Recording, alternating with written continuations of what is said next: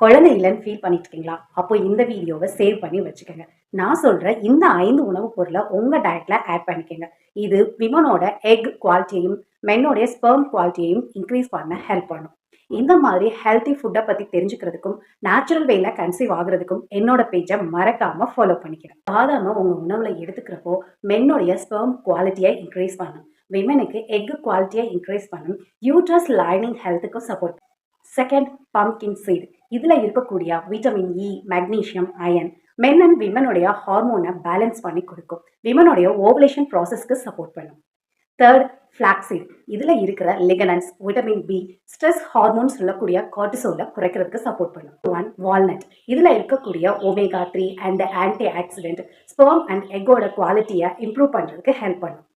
Fifth one, sunflower seed. இதில் selenium and folate இருக்கு. இது யூட்ரஸ் லைனிங்கோட ஹெல்த்துக்கும் ஹெல்த்தி ஸ்பெர்முக்கும் சப்போர்ட் பண்ண. ஒரு நாளைக்கு உங்க உணவுல எவ்வளவு எடுத்துக்கிட்டா நல்லது அப்படின்றத தெரிஞ்சுக்கிறதுக்கு சூப்பர் ஃபுட்னு கமெண்ட் பண்ணுங்க. நான் உங்களுக்கு டிஎம் பண்றேன்.